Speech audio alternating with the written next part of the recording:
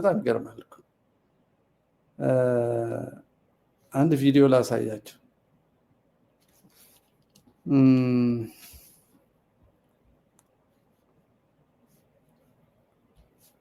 sorry how do you do that okay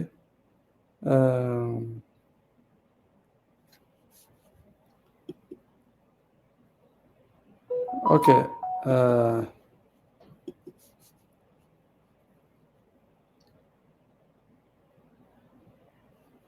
አሁን ጨምሬ ነበርና ቪዲዮ ላመጣላችሁ ነበር ኦኬ here is it ይሄን ነገር እስከለምድ እንግዲህ ታገሱኝ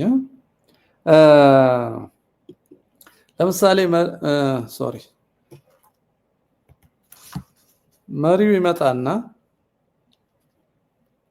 ይሄን የሚያደርገው ማለት ነው አሁን እቺን እናት የሚያስለቅሰው መሪ ይመጣና ምን ይላል መሰላችሁ በ6 አመት ውስጥ እኛ ማንንም ቶርች አላደረግንም ይለናል በ6 አመት ውስጥ እኛ ማንንም ቶርች አላደረግንም ይለናል እሷን እንስማና እንመለስ እሱ ለምን እንደማቀርበው በደንብ ነግራቸዋለሁ በደንብ እንድናስብ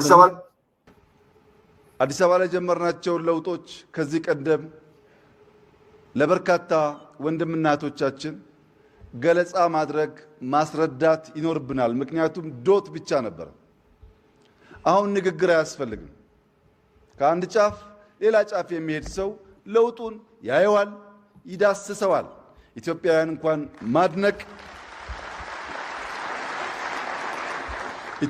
እንኳን ማድነቅ ገና መለማመድ ያለብን ባህል ቢሆንም ከእህት ፓርቲዎች መካከል ዛሬ አንድ ለዚህ ጉባኤ የመጡ ወንድም አግኝቼ ነበር እና የዛሬ 4 አመት አዲስ አበባ መጥቼ ነበራሉ አዲስ አበባን ሪኮግናይዝ ለማድረግ በማያስችል ደረጃ ተለውጣለች አሉ ግን መለውጧ ሳይሆን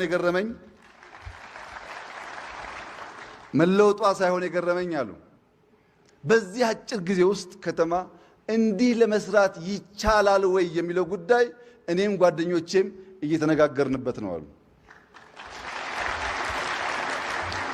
ማኝ ሰው ከታላቅ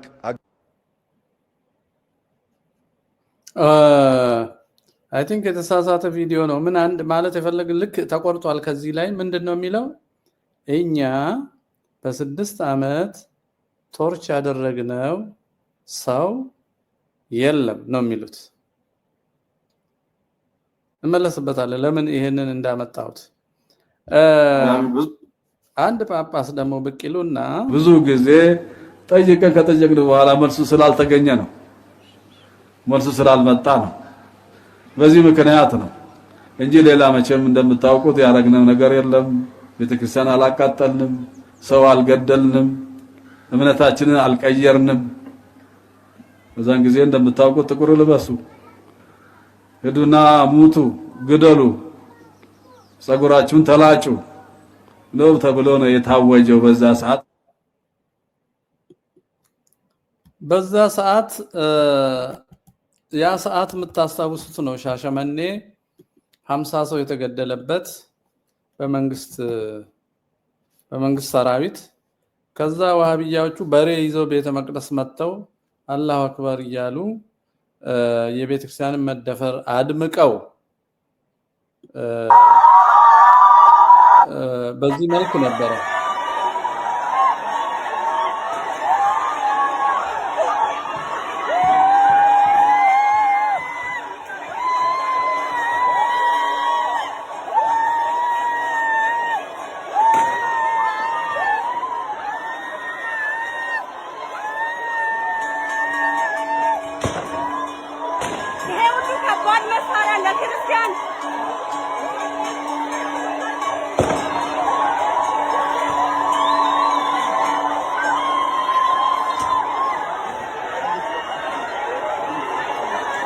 ላለፉት 6 አመታት ብታምኑም ባታምኑም አንድ ሰው ኢትዮጵያ ውስጥ ቶርች አይደረግም በዚህ እኛ እንኮራለን የታሰረ ይፈታ፣ የተሰደደ ሰሙ ወንድሞች እህቶች፣ እንግዲህ ቀደም ያልኳችሁ የእግዚአብሔር ፍጡራንና የፖለቲካ ፍጡራን አሉ። እየገደሉ አልገደልንም፣ እያሰሩ አላሰርንም፣ እያፈናቀሉ አልምተናል፣ ማድነቅ ስለማትችሉ ነው ብለው ስሜትን እንኳ የሚሰማንን እንኳ እነሱ በፈቀዱልን ልክ እንዲሰማን፣ ሲርበን ጠግበናል እንድንል፣ ስንፈናቀል ለምተናል እንድንል፣ ስንገደል ማንም አልተገደለም እንድንል ይጠብቁብናል የኛ የፖለቲካ ልሂቃን። ዋናው ጥያቄ እንዲህ አይነት አእምሮ እንዴት ተፈጠረ? እንዲህ አይነት ትዕቢት፣ እንዲህ አይነት ትምክት፣ እንዲህ አይነት ንቀት ያለን የሚያስብ ሰው የለም ብሎ ሚሊዮኖቹን እንደ እንስሳ ለመንዳት መዘጋጀት፣ ይህ አይነት አእምሮ ከየት ተፈጠረ? ኢትዮጵያኖች መመለስ ያለብን ይሄን ነው። መንስኤውን ስናቅ ነው መፍትሄውን የምናገኘው። ይሄን ደግሞ ካባ የሚሸልም ጳጳስ በሀገራችን እንዴት ተፈጠረ? በጥይት የተደበደቡትን ሰዎች ለማቋቋም የሰበሰበውን ብር ሰብስቦ አዲስ አበባ ቤት ህንፃ የሚሰራ ጳጳስ እንዴት ተፈጠረ?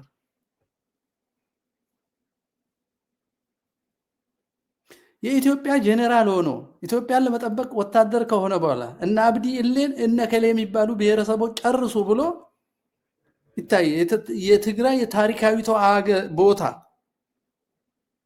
ተሳቱ ቅዱሳን የነበሩ መሬቱ ራሱ የተቀደሰ ቦታ የተወለደ ሰው እንዴት ነው ሀገር ሊጠብቅ ጄኔራል ከሆነ በኋላ ከቤተ ክህነት ምንደኞች ጋር ተስማምቶ ዘር አስመርጦ ሊስት ይዞ ዩጎ የሚባሉ ወጣቶችን አደራጅቶ አብዲሌ የሚባለን በሽተኛ አሰማርቶ ያን ሁሉ ሰው ያረደው? ከኦርቶዶክስ የተወለዱ ጄኔራሎች ያለምን አደረጉ? የትግራይ ህዝብ እንደዚህ አይነት ልጆችን እንዴት ሊያፈራ ቻለ? የሃይማኖታቸው ጠላት የሆነ ጄኔራሎችን እንዴት ሊያፈራ ቻለ? ሰውን በቋንቋ በቦታ የሚከፍሉ ሰዎች እንዴት ከኦርቶዶክስ ቤተሰብ ተወለዱ?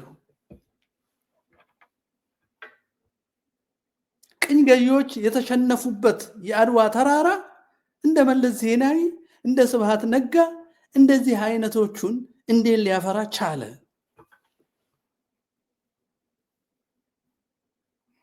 የ3 እና 5 ሺህ ዓመት ታሪካቸውን ጥለው የ30 ዓመት የባንዳ ልጆችን ስብከት ተቀብለው ክህነት የሌለውን ሰረቀን እንኳ ብፁዕ አቦና የሚል ወጣት እንዴት በትግራይ ተፈጠረ?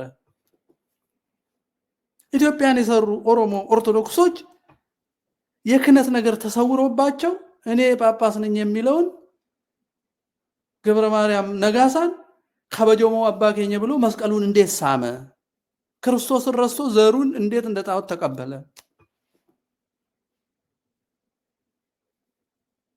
ጌታችን መድኃኒታችን ኢየሱስ ክርስቶስ በወንጌል ሲያስተምረን በዮሐንስ ወንጌል ምዕራፍ 1 ላይ ወደ ወገኖቹ መጣ። መጀመሪያ ማን ነው የመጣው የሚለውን ማወቅ ያው የምናውቃለን የወንጌል ልጆች ሆናችሁ፣ ሌሎቻችሁ ደግሞ እኛ እንዴት እንደምናስብ በዛውም ልትረዱ የማታውቁና የክርስትና ነገር የማታውቁና በአልቃይዳና በአይሲስ ሰክራችሁ የምትጠሉ ሰዎች፣ ግራኝ የሚናፍቃችሁ ሰዎች እንዴት እንደምናስብ አዳምጡ። እኛ እንዴት እንደምናስብ በመጀመሪያ ቃል ነበረ፣ ቃል እግዚአብሔር ነበረ እያልን ነው ምን እነሳው። አብ ወልድ መንፈስ ቅዱስ ስንል ሶስት ነገር እንዴት አንድ ይሆናል? አንድ እንዴት ሶስት ይሆናል? ይሄ በማቴማቲክስ የምታስቡትን ትታችሁ እሱ የሚገባችሁ ትቢት ትታችሁ ቁጭ ብላችሁ ስትሰሙ ነው። መጽሐፍ ቅዱሳችንን አንድ ሰው ወረደብኝ ብሎ በጻፈው መጽሐፍ ስትለኩት አይደለም፣ ሺህ ዘመናት በትንቢት እየተነገረ የመጣ የተለያየ ሀገር የሚኖሩ የተለያየ ቋንቋ የሚናገሩ ሰዎች ተናግረው አንድ የሆኑበት የመንፈስ ቅዱስ ስራን ስናነብ ነው። እና እናንተ እንዴት እንደምናስብ ተረዱ። በጣም ነው የምትመሰጡት በፍቅር።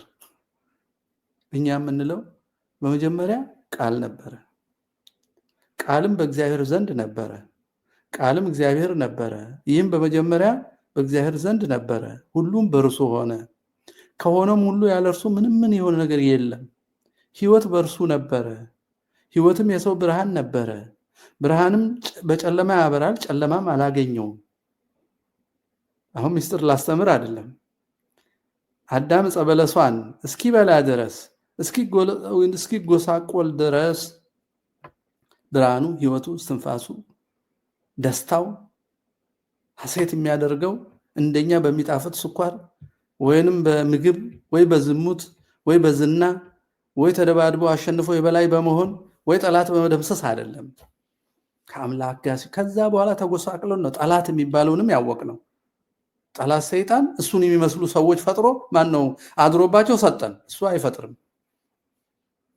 እሱን የሚመስሉ ሰዎች እንዲኖሩ አደረባቸው። አሁን የኛ ፖለቲከኞች እንደሆነ የእግዚአብሔርን ፍጡር ረስተው የፖለቲካ ፍጡር የሚያስተዳድሩ ሰውን ረስተው ቡድን የሚያስተዳድሩ ሰዎች የመጡት እንዴት ነው? ያ በጨለማ ያበራል የተባለውን እግዚአብሔር ሲተውት ነው። በራሳቸው አምሳል በራሳቸው አእምሮ ልክ አምላክ ሲፈጥሩ ነው። እንደነ ሉተር ማለት ነው። በራሳቸው አእምሮ ልክ አምላክ ሲፈጥሩ እሷንም ሲያቅታቸው ደግሞ እንዳውም የለም የሚሉና ቁስን አምላክ የሚያደርጉ ሰዎች የፖለቲካ ልሂቃን ሲሆኑ እንዲህ አይነት መከራ ይፈጠራል። መንስኤው ይሄ ነው። ከዛ እኛ ግን የምንለው ይሄ አምላክ ይሄ ብርሃን የሆነ አምላክ ወደ ሰው መጣ ነው የምንለው። በእግዚአብሔር መምጣት መሄድ ኖሮበት አይደለም። እኛን ከፍ ሊያደርገን ከወደቅንበት ወደ ክብራችን ሊመልሰን ከሰው ተወለደ፣ ተገለጠ፣ ከኛ ጋር በዚህ ምድር ተመላለሰ። እኛን የማዳንን ስራ በፈቃዱ ሰራ። በገዛ በነፃ ፈቃዳችን ያጠፋነውን እሱ በፍቅሩ በቸርነቱ ራሱ ተከትሎ መለሰን እንላለን። እና ይሄ የመለሰን አምላክ እንዲህ ይለናል ቅዱስ ዮሐንስ። ይሄ ይላል ለሰው ሁሉ የሚያበራ እውነተኛ ብርሃን ወደ ዓለም የመጣው ነው ይላል። ያ እግዚአብሔር የተባለው ራሱ ያ ብርሃን የሆነ ዓለምን ሁሉ የፈጠረ ሁሉ ነገር በእርሱ የተፈጠረ እሱ ራሱ ለሰው ብርሃንና ሕይወት የነበረ ራሱ ሰው ጥሎት ሄዶ ሲጎሳቆልና ግራ ሲጋባ አውሬ ሲሆን ጣዖት ሲያመልክ በስስት ሲባላ ሲገዳደል ከቃየል ጀምሮ ደም ሲያፈስ ወደ ክብሩ እንዲመለስ ለሰው ሁሉ የሚያበራ እውነተኛ ብርሃን ወደ ዓለም የመጣው ያ ነው። ያ ቀዳማዊው ነው። በዓለምም ነበረ አለ። አዎ ሰው ሆኖ አልተገለጠም እንጂ ዓለምን የፈጠረ ዓለምን በእጁ የያዘ ስለሆነ በዓለም ነበረ። በነቢያትም ይናገር ነበረ። ለወዳጆቹ ደግሞ ይገለጥ ነበር። በዘፈቀደ ብርሃን ሆኖ ሊገለጥ ይችላል። በአንበሳ አምሳል ሊገለጥ ይችላል። በሽማግሌ በሶስትነት ሊገለጥ ይችላል። በህልም በራእይ ሊገለጥ ይችላል። ያ መገለጥ ተዳሶ ከሰው ጋር ያወራበትን ወደ ዓለም መጣ አለው ማለት ነው። ከኛ ጋር የበላበትን ዳሰስ ነው፣ አየ ነው፣ አብረን በላ እንዳለ ቅዱስ ዮሐንስ በመልእክቱ። በዓለም ነበረ፣ ዓለሙም በእርሱ ሆነ፣ ዓለሙ ግን አላወቀውም አለና ወደ ወገኖቹ መጣ፣ ወገኖቹ ግን አልተቀበሉትም። በጣም የሚገርም ቃል እኮ ነው። በዓለም ነበረ፣ ዓለምን እሱ ነው የፈጠረው፣ በዓለም ውስጥ አለ፣ ተገለጠ። ሲገለጥ ዓለም አላወቀውም ይላል። የዓለምን ፈጣሪ አጠገቡ ፍጡራኑ አጠገብ መጥቶ ፍጡራኑ ፈጣሪያቸውን አላወቁትም። በዚህ ዘመን አሁን ኢትዮጵያዊነትን ማወቅ ተቸግረው የሰፈር ዘራቸውን ብቻ እንደሚያውቁት ጥምቀታቸውን ረስተው ከ30 ዓመት በፊት የተፈጠረላቸውን ትርክት አምልከው በዛ አምልኮ ሰው እንደሚገሉትና እንደሚያልቁት፣ ሰው እንደሚያርዱትና እንደሚያሳድዱት፣ ከተማ እንደሚያፈርሱትና እንደሚያፈልሱት ሰዎች ሰውን ማወቅ አቃታቸው። አምላካቸውን አለማወቅ ሰውን አለማወቅ። የፖለቲካ ፍጡር የሆኑ ሰዎችና ቡድኖች እንዲህ ናቸው፣ ጨለማ ናቸው። ምክንያቱም በጨለማ ያበራል ጨለማ አላሸነፈው የሚባለውን አምላክ ፍጹም አይን እንዲኖረን የሚያደርገውን አምላክና ትምህርት ስለተውን ነው፣ ስለደነዘዝን ነው። ከዛ ምን ይላል? ወደ ወገኖቹ መጣ፣ እነሱ አልተቀበሉ። ለተቀበሉት ሁሉ ግን በስሙ ለሚያምኑ የእግዚአብሔር ልጆች እንዲሆኑ ስልጣንን ሰጣቸው። አያቸው፣ በስሙ ለሚያምኑ ምን ሰጣቸው? ስልጣን። ምን? የእግዚአብሔር ልጅ መሆን። እነዚህ ደግሞ ከእግዚአብሔር ተወለዱ እንጂ ከስጋዊና ከደማዊ ግብር ወይም ከወንድና ከሴት ፈቃድ አልተወለዱም አለ። ከወንድና ከሴት ፈቃድ ሳይሆን በእምነት በጥምቀት ከስላሴ የተወለዱ ሰዎችን በአባትነት ጠብቃለሁ ከዚህ ክብር እንዳይወድቁ ብለው የመነኮሱ ሰዎች መንበረ ወያኔ መንበረ ኦነግ ማቋቋም ጀመሩ። እነዚህ ይሄን ወደ ዓለም የመጣ ብርሃን አያውቁ ስለማያውቁ ሰው እየገደሉ እንኳን ቶርቸር አላረግንም ይለዋል ማለት ነው። ሰው መግደል ቶርቸር አይደለም ወይ? ቤት ማፍረስ ቶርቸር አይደለም ወይ? በድሮን ተበድሮ ሰው መግደል ቶርቸር አይደለም ወይ? ምን ማለት ነው? ያኮረፈ ይታ አይደለም። በዚህኛን ኮራ ላለፉት 6 ዓመታት ብታምኑ ባታምኑ አንድ ሰው ኢትዮጵያ ውስጥ ቶርች አይደረግም። በዚህኛን ኮራለን። በቡልዶዘር የሚቀበሩ ሀገራቸውን ጥሎ የሚሰደዱ ከተማቸው የሚፈርስባቸው የሚራቡ ሰዎች ቶርቸር ዳሉ። አሁንም አዋሽ ታጉሮ ያሉ የግራኝን መሸነፍ ለመበቀል ድሮን በሚያድሏቸው ሰዎች የሚጨፈጨፉ ሀገሮች እና አረብ ኤሚሬት የሚጨፈጩ ሰው ቶርች ምንድነው?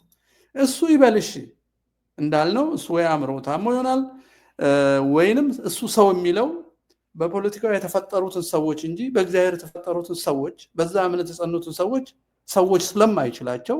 ስለማይላቸው እነሱ መግደልም መፍጀትም ቶርች አይደለም። እንዳውም ምን ይላል የዚህ የጅማ ስብሰባው ላይ የፊንፊኔ አቧራ እየተራገፈ ነው ይላል። ኦርቶዶክስ አቧራ ነው። ፖለቲካ ስር ያልሆነ ማንኛውም ብሔር አቧራ ነው። አያችሁ፣ ሰው አልገደልንም። ይሄ አሁን የወሊሶ ሿሚ ሳዊሮስ ብዙ ጊዜ ጠይቀን ከጠየቅን በኋላ መልሱ ስላልተገኘ ነው። ምንድነው የሚጠይቁት? መልሱ ስላልመጣ እናንተ ጳጳስ ሆናችሁ አስቡ። ምንድነው የምትጠይቁት? የመጨረሻው ስልጣን ላይ ከሆናችሁ ሀገረ ስብከት ካላችሁ ምንድነው የምትጠይቁት? ቋንቋ ከሆነ ከፍተህ ማስተማር አይደለም? ምንድነው የምትጠይቀው? ማንን ነው የምትጠይቀው? ሀገረ ስብከቱ ልጆች አስራት ይከፍላሉ። ባለሀብቱ ህንፃ ስትሰሩ፣ የቤተክርስቲያን ህንፃ ወደ ላይ ስታስረዝሙ፣ ለራሳችሁ ውድ መኪና ስትገዙ፣ በኦሮምኛ ቋንቋ ግን የካህናት ማሰልጠኛ የቋንቋ ማስተማሪያ አልከፈታችሁም። ማንን ነው የምትጠይቁት? ልክ ፖለቲከኛው የኦሮሞ ጥያቄ፣ የአማራ ጥያቄ፣ የትግሬ ጥያቄ እንደሚለው ማንን ይጠይቃል? ምን ይጠይቃል? በገዛ ሀገሩ ችግሩን ቁጭ ብሎ ይፈታል እንጂ ማን ነው የሚጠይቀው? ማን ነው የሚመልሰው? ማን ነው የሚጠይቀው? ጳጳስ አይታወቅም። ከዛ ይሄን ጥያቄ አልመለስ ሲሉ አመጽን አለ። በዚህ ምክንያት ነው እንጂ ሌላ መቼም እንደምታውቁት ያረግነ ወሊሶ ሄደን ከሐዋርያት ቀኖና ውጪ የብሔር ብሔረሰብ ሲኖዶስ ብለን ሰው ሾምን። በዚህ ምክንያት ነገር የለም። ቤተክርስቲያን አላቃጠልንም፣ ሰው አልገደልንም፣ እምነታችንን አልቀየርንም። ሰው አልገደሉም። 50 ሰው በአንድ ቀን አስገድለዋል። እነሱም ጳጳስ ሁኑ ብለው የላኳቸው ብልጽግና ወታደር ሰጥቶ አዲስ የተሾመውን ጳጳስ ይዞ ሻሸመኔ ወለጋ በየቦታው እየሄደ እምቢ ያሉትን እየጨፈጨፈና እያሰረ መከራ ያመጣው ማን ነው? የነዚህ ሰዎች ስራ ነው። ሰው አልገደልንም ያሉበት ዋናው ምክንያት ለነሱ ፖለቲካው የኛ ነው ያላለውን ሰው መግደል ትክክል ስለሆነ ሰው አይደሉም፣ ሰው አልገደሉም። ሰው የሚሉትን አልገደሉም። ሰው አይደሉም ጠላታችን ነው ያሉትን ግን ገደሉ። ስለዚህ ሰው አይደለም። የጠቅላይ ሚኒስትሩና የኚህ ሰውዬ የሰው አተረጓጉም ሰው የሚገሉ ሰዎች አተረጓጉም ሰው የሚሉት የኛ ያሉትን ብቻ ነው። ሌላው ሰው አይደለም፣ አቧራ ነው፣ እየጠረጉ ነው። አያችሁ? ስለዚህ ሁለት አይነት ሰው አለ ማለት ነው። የኛ የምንለው ሰው ነው። እነዛ የምንላቸው ምንድናቸው? ሌላ ፍጡራን ናቸው። መገደልም መሰደድም ቤት ማጣትም መራብም ከስራ መባረርም የፋይናንስ ድጋፍ ማጣትም ነጋዴ ስትሆን ወደብ ላይ ንብረት እንዲቆይ ማድረግም ግብር እንዲጨመርብህ ማድረግም ታሪክህ እንዲደለዝ ማድረግም ሰው ስላልሆንክ ነው ማለት ነው። አልገደልንም፣ ሃይማኖት አልቀየርንም ይላሉ። ቀኖና ከመጣስ የበለጠ ሃይማኖት መቀየር አለ? ሃይማኖት እኮ አይቀየርም። በቃ ትወጣለህ። ወጣችኋል ነው። ወጣችኋል። ምን ብላችሁ? የብሔር ብሔረሰብ ሲኖዶስ ብላችሁ። ለምን ብሔር ብሔረሰብ ማለት እንዴት ከሃይማኖት እንደሚያስወጣ አሁን አንብበናል። ከወንድና ከሴት ፈቃድ ወይም ከደምና ከስጋ አልተወለዱም የጥምቀት ልጆቻችሁ። ብሔር ብሔረሰብ ልትሏቸው ቃሉን መጠቀም አትችሉም። ወልደ ስላሴ ገብረ ስላሴ ካልከው በኋላ ወለተ ማርያም ካልካት በኋላ ከስላሴ የተወለዱ ልጆችህን ሁሉም ላንተ አንድ ናቸው።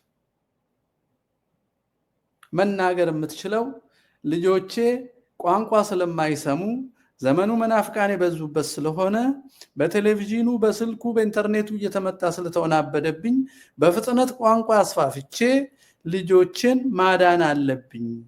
መናፍቃኑ ቀሙኝ ካልክ ትምህርት ቤት ከፍተህ ቋንቋ ማስተማር ነው። ማንን ነው የምትጠይቀው? ከዚህ በላይ ስልጣን የለም። የሚገርመው ደግሞ በዚህ ነገር ሲጠና 70% ኦሮሚያ ውስጥ ያለው ካህን ኦሮምኛ ተናጋሪ ነው። ውሸት ስለሆነ ነው። የሚጠሉት ዘር፣ የሚጠሉት ቡድን፣ የሚጠሉት ታሪክ ስላለ እንደዚህ አይነቱ ንቃ አዘጋጅተው ሰው ያሳርዳሉ። ከታረደ በኋላ ያ የታረደው ሰው ስላልሆነ ሰው አልገደልንም። አያችሁ።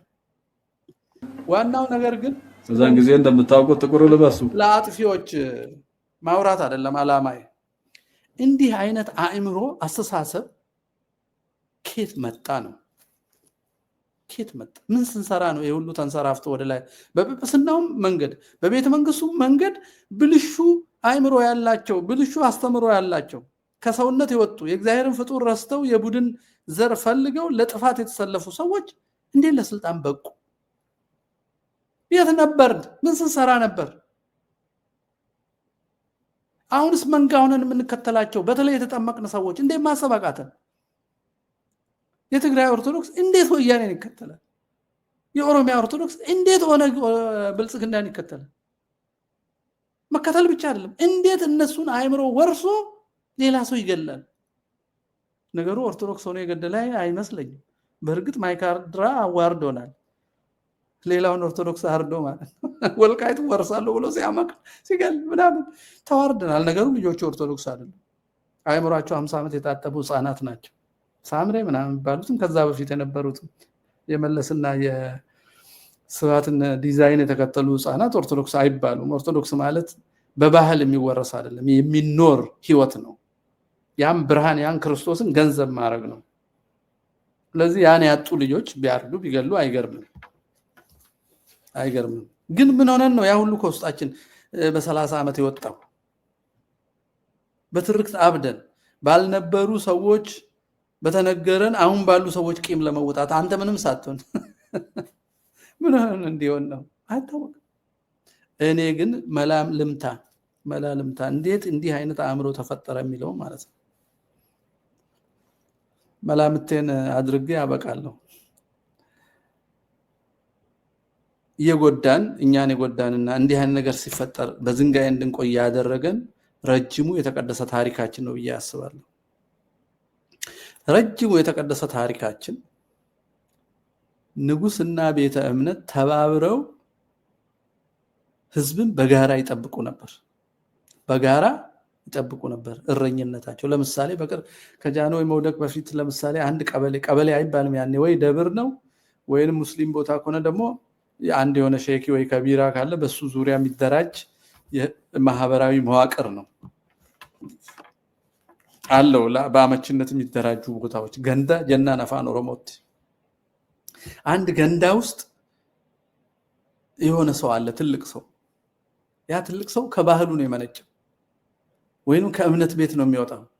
ያ ትልቅ ሰው የሚያገለግለው የማህበረሰቡና ሎካል ነገር ነው። ግን እኛ ትልቁ ሀገር ውስጥ ስላለን ከትልቁ መንግስታችን ማዕከላዊ መንግስት ጋር የሚያገናኘን ስትሪንግ በሃይማኖቱ በኩል እምነቱ ነው። ቤተ ክህነቱ መዋቅሩ ሊያገናኝ ይችላል። መዋቅር ሳይኖር ፎርማል መዋቅር የተመደበ የሚፈርም ሰው ሳይኖር በእምነት እንዲሁ ትገናኛለህ። በእምነት መስመር መዋቅር አይደለም ይሄ የማይዳሰስ መዋቅር የምንለው እንደ ካልቸር ማለት ነው። በዛ ጊዜ አንድ ደብር ካለ ደብሩ አለቃ አለው። አለቃው ዝም ብሎ ገንዘብ ከፍሎ እንደዛሬ በምን ነግዶ ለመመለስ አይሾምም። የሚሾመው አለቃ ከሌላ ቦታ ተሾሞም አይመጣም። እዛው ህዝቡ የሚያውቀው እዛው ያደገ ክህነት ያለው ሰው በማስተባበር በፍቅር በትዕግስት እነዛ በቅዱስ ጳውሎስ ለቲቶም ለጢሞቴዎስም የጻፋቸው የኤጲስቆጶስ የዲያቆን እነዛ መስፈርቶችን በሙሉ የሚያሟላ ሰው ማስተዳደር የሚችል ሰው ህዝቡ ይመርጣል። ህዝቡ ከመረጠ በኋላ እልቅናውን ሊቀ ካህን ካለ ወረዳ ላይ ይሄውና እኛ አለቃ እንዲሆነን የምንፈልገው እሱ ነው እሳቸው ናቸው ተብሎ ይሾማል። ይሄ ሃይማኖቱ መስመር ነው። መንግስት ደግሞ ለዛ አካባቢ ጭቃሹም ይሾማል፣ ግብር የሚቀበል ከሃይማኖትም ከባህልም በላይ ሆኖ ችግር የሚፈጥር ካለ ፖሊስ የሚጠራ። ፖሊስ ሩቅ ነው ያለው፣ ወረዳው አውራጃ ነው ያለው። እንዳሁኑ በየቀበሌው ጆሮ ጠቢማ ቴሌፎን ኖሮ ተደዋውለህ ሚኒሻ ምናምን እያልክ እዛው አስታጥቀ ሰውን ስታሳድድ አትልም። ሰው ፖሊስም አይፈልግም። ቤቶችም ቁልፍ በኔ ድማ እንኳን ቤታችን አይቆለፍም። ስንተኛ እንጨት ነው የምናስደግፍበት። መንገድ ስንሄድ በውጪ በገመድ እናስረዋለን ከብት ገፍቶ እንዳይገባ። እንዲህ አይነት ህዝብ ነበረ። ስለዚህ ሌባ የሚጠብቅ ፖሊስ ማያስፈልገንም ነበር። አመፀኛ አልፎ አልፎ ሲነሳ ፖሊስ ይላካል። ይሄ ሁለቱ ጭቃሹና አለቃው ቤተመንግስትና ቤተ ክህነት ማለት ነው። ሁለቱ ማን ነው የሚጠብቁት? አንድ በግ ነው የሚጠብቁት። እሱን ህዝቡን ነው። ከተማም ይሁን ገጠር። በህገ ልቦናም እንደዚሁ ነው። በኖህ ስርዓት ስለመጣን ጠባቂ ታላቅ አለን፣ ቤተመንግስት አለን፣ ባራኪ ካህን አለን። በኦሪቱም ከዛ በአዲስ ኪዳኑም እንደዚሁ ነው የኖር ነው። እነ ይምራማ ጭራሽ ንግስናን ከቅስና ዋህደው በስጋም ይጠብቃሉ፣ በመንፈስም ይጠብቃሉ። ሁለት እረኝነት ሮል የተጫወቱ ናቸው እነዛ። ያንስ እንደዛ አይነት ቅድስና ስናጣ ደግሞ ሁለት ሰዎች፣ አንዱ ቤተመንግስት አንዱ ከቤተመንግስት ሆኖ አንድ በግ ይጠብቃል። አንዱ በመንፈስ ይጠብቃል፣ በህሊናው በአይምሮና በመንፈስ እንዲጠበቅ ያደርጋል። ሌላው ከዚህ ሁሉ ጥሶ የወጣውን በጅራፍ ይጠብቃል፣ በቅጣት ይጠብቃል፣ በህግ በእስር ቤት ይጠብቃል። ሲቸገር ደግሞ በጉ ሲራብ ደግሞ ሳር ያበላል፣ እንዲካፈሉ ይረዳቸዋል። ሁለቱም እረኞች አብረው ይሄን ይሰራሉ።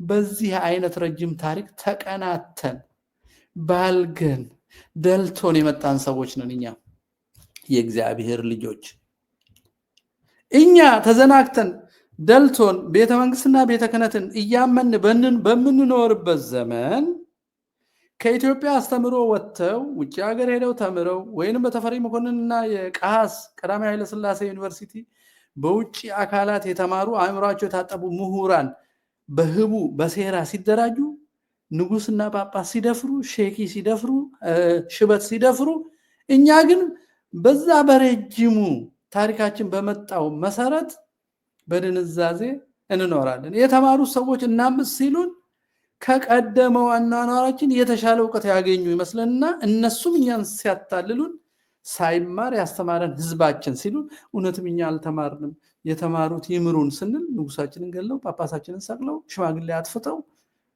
በዘር ከፋፍለው ተጫረሱ አሉን ማለት ነው። ተዘናግተን ስለነበረ ተደራጅተው ስልጣን ያዙ። ከዛ የሚከተላቸውን ያልተማረ ሰው እየፈለጉ አእምሮውን አጥበው ህዋት እንዳረገው 1 ሚሊዮን ሰው እስኪያልቅ ድረስ የሚሰውላቸው እንደ መንጋ የሚከተሉላቸው አእምሮአቸው የታጠቡ ወጣቶችን ፈጠሩ። በነፍስም በስጋም የሚጠፉ ልጆችን ፈጠሩ። ብርሃን የተባለውን ክርስቶስ የማያውቁ ክህነት ሳይኖረው መስቀል ይዞ ከመጣ አቦና የሚሉት ወይንም ከበጀማ አባከኛ የሚሉት እንዲህ በመንፈስም በስጋም የደነቆረ ትውልድ ፈጠሩ፣ ለመፍጠር ቻሉ። እኛ ተኝተን ቤተመንግስቱም እረኛችን ቤተ ክህነቱም እረኛችን ስንል አራጆቻችን ሆነው ተገኙ። ከገደሉ በኋላ ደግሞ ሰው አልሞተም ይሉናል መጥተው። አሁን እንነቃለን፣ ይገባናል፣ መነሳት እንችላለን። ወዳጆች ወንድሞች ከተኛንበት እንንቃ። የ50 ዓመት እንቅልፍ ማብቂያ የሌለው እንቅልፍ ውስጥ ነን። በእኔ አስተሳሰብ እነዚህ ምሁራን የወለደው አንዱ ቃላዋጭነት ነው። እነዚህን የእግዚአብሔርን ፍጡር ወደ ቡድንና ወደ ዘር ፍጡር ቀይረው ወደ ፖለቲካ ስር ዕቃ ቀይረው የሚያፋጁትን ልሂቃን የተባሉትን የፈጠረው አንደኛ ቃላዋጭነት ነው። የምን ቃላዋጭነት?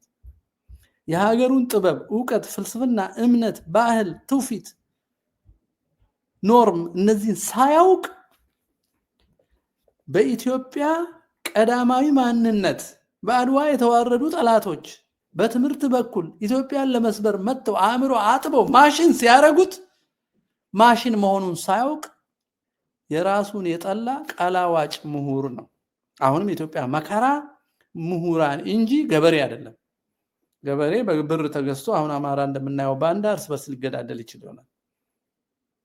ገበሬ አይደለም። ገበሬም አርብቶ አደርም ተራውም ህዝብ የእምነት ሰውም ወደ እግዚአብሔር ወደ ኢትዮጵያ መከራ አምጥቶ አያውቅም። መከራ ያመጡት ተማርን ያሉ ቀላዋጭ የራሳቸውን ሳያውቁ የጠላት መሳሪያ የሆኑ እነዚህ የራሳቸውን ዕውቀት ሁሉ ይንቃሉ።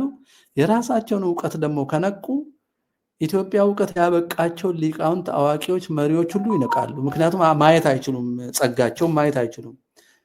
የሀገርን ጸጋ ሳይሆን ያደረባቸውን የባዕድ ጣም ስለሆነ የሚያውቁት እሱን ኢትዮጵያ ሲያጡት ግርማሜ ነዋይ ውጪ ተምሮ እንደመጣ መንግስቱ ነዋይን አሳስቶ ይለው የነበረው ምንድነው? ከሱ በፊት የነበሩት ሚኒስትሮች እነዛን የረሸናቸውን ትላልቅ ሰዎች ምን ይላል? እነዚህ ጀንኮች ናቸው፣ ቆሻሻ ናቸው፣ እነዚህ ሳይጸዱ ኢትዮጵያ አትበለጽግም ይላቸው ነበር። አሁን ደግሞ ኦርቶዶክስና አማራ ካልጸዳ ኢትዮጵያ አትበለጽግም፣ ኦርቶዶክስ ሃይማኖት ካልጠፋ ኢትዮጵያ አትበለጽግም፣ አቧራውን እያራገፍን ነው ይላል። ደግሞ የግርማሜ ነዋይ የልጅ ልጅ ነው። አሁን ደግሞ ቤተ መንግስት ያለው ቆይቷል ነገሩ ከተጀመረ። ግን ይሄኛው ዘር ይጠቀማል፣ ያኛው አስተሳሰብ ነው። ስሁት ቢሆንም አስተሳሰብ ነው የሚጠቀመው። ይሄኛው የከፋው ክፉ አስተሳሰብን በዘር ላይ መስርቶ ይጠቀማል። ሁለቱ ሲደመሩ ደግሞ ቆሻሻ ናቸው። ስህተትን እንኳን በምክክርና በአንድነት ትከላከለዋለህ፣ ሲከፋፍልህ ግን በስህተት ትጠፋፋለህ። ይሄኛው ድርብ አጥፊ ነው። ግን ጀማሪው ያ ነው። በቀላዋጭነት ተጀመረ። ከዛ በኋላ ዲግሪ ሲወስዱ ዘመናዊ ዶንቆሮች ሆኑ። አንድ ዘመናዊ ዶንቆሮ ሰምቻለሁ። ፋንታወቀ ሁለተኛው ከ18ኛው ክፍለ ዘመን ወደ 21ኛው ክፍለ ዘመን ዘሎ የገባ ባህታዊ ነው ይላል። ሄርሜታይዝ ይላል። ፈረንጆቹ ናቸው ቃሉን የነገሩት። ሄርሜታይዝ ከዛ የኢትዮጵያ ባህል ጸረ ስልጣኔ ነው ይላል። እሱም የሚያውቀው ዕውቀት ንጉስ ገሎ ጳጳስ ሰቅሎ ዘር ከፍሎ አገር በትኖ የሁሉ ደም የሚያፈስ መሆኑን አሁን እንኳን ከ50 ዓመት በኋላ አይነቃም። የተማረውን ኢኮኖሚክስ ወይ ኢንጂነር ወይንም ሶሺዮሎጂ ኢትዮጵያዊ አድርጎ መጠቀም አይችልም። እንደ ቀዳ ሊደፋብን ይፈልጋል። የቀዳው ደግሞ ከኢትዮጵያ ታሪካዊ ጠላቶች በሳይንስ ስም ትዊስትድ የሆነ የመጠፋፊያ ትምህርት አስተማሩት። ኢኮኖሚክስ እንኳን ትዊስትድ ሳይንስ ነው እና ሃርቫርድ ትዊስት አድርገው ዓለምን የሚበዙበት ትላልቅ ኮርፖሬሽኖች የሚያሰሩት ፈንድ የሚያደርጉት ሪሰርች የኛ በቁጥር ተቀናብሮ ሲታይ በቃ ሳይንሳዊ ነው እኮ ኢኮኖሚክሱ ይላል። ሳይንሳዊ አለ በርግጥ ግን ፖለቲካው ነው የሚጫነው። ፖለቲካው ነው የሚጫነው። እነዚህ ናቸው የኢትዮጵያ መከራ ምንጩ። ቀላዋጭ፣ ጭፍን ገልባጭ፣ የሀገሩን የማያውቅ ድንቁርናን በገንዘብ የገዛ ባለ ዲግሪ ነው እንጂ አርብቶ አደርም ገበሬም አይደለም። የኛ መከራ ሳይማሩ ያስተማራችሁን ብሎ ደግሞ ያኛው የተማሩ ልጆቻችን ከኛ ካልተማር ነው የተሻለ ያረጉልናል ብለው ጊዜ ሰጧቸው። ያን ጊዜ ገዳይ ወታደር ሰላይ አዘጋጁ፣ ስልጣን ያዙ፣ ጆሮ ጠቢ ያርጉ፣ ህዝቡን ከፋፈሉ። እንዴት አድርገው ከህዝብ ይላቀቁ? አሁንም የሚሞትላቸው ሰው አለ፣ አሁንም የሚወርላቸው አለ። እነዚህ ስር ደግሞ ጽንፈኞች ተደብቀው መጥተዋል። ክርስትናን ሁሉ የሚጠሉት ደግሞ ኢትዮጵያ ስሟን ራሱ የሚጠሉት ዓመተ ምህረት ለምን ትላላችሁ? ሰንበት ለምን ትላላችሁ? ግራኝን ቅዱስ ንጉስ ካላላችሁ የሚሉ ደግሞ ጽንፈኞች ደግሞ በዚህ በዘርና በቀላዋጭ ሊቅ ጀርባ ተደብቆ ድምጹን አውጥቶ እልቂቱን ይፈጽማል። በዘር ስር የተደበቀ ጂሃድ፣ በዘር ፖለቲካ ስር የተደበቀ ጂሃድ እየተካሄደ ያለው።